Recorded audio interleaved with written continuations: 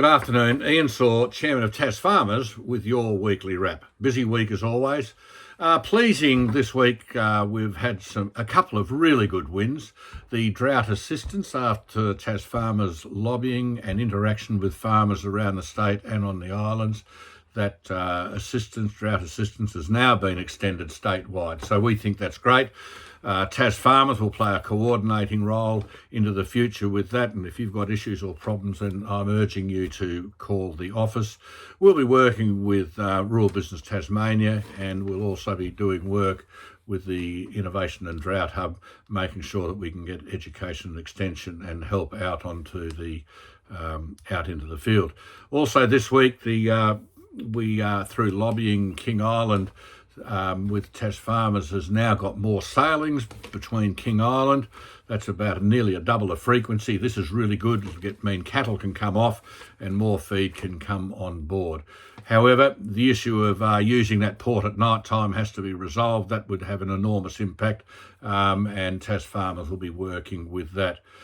This week, TasNetworks have been having drop-ins, and that was organised through meetings with TasNetworks and TasFarmers. Those drop-ins have been between Palmerston and Stowport. They've been well received by farmers, and we're getting good feedback. We're also hearing that TasNetworks have been signing compensation agreements with farmers. Our advice is that, remembering the compensation payments are different to the strategic benefits payment, we will have something out to you within about 2 weeks. But the compensation payments, if you're in doubt, please take legal advice and make sure that you're not signing away open access to your farm with these strategic benefits payments. If in doubt, take advice. We've also had committees meeting this week, the Ag Sustainability, the Water and the Wildlife Policy and Firearms Committee, dealing with a range of issues on your behalf.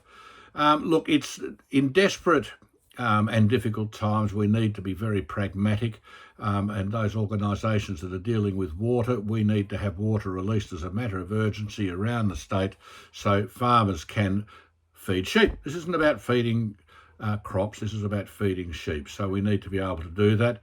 It's also very pleasing that the political parties have adopted most of our election asks, and why wouldn't they? Farmgate, $6.2 billion and rising. So we'll make sure after the election that those promises are upheld, and we'll keep you informed of all of that.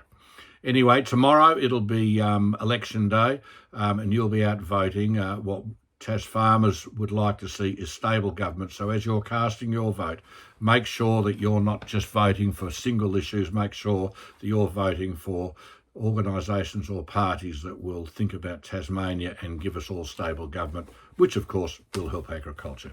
Until next week, hope it rains. Take care.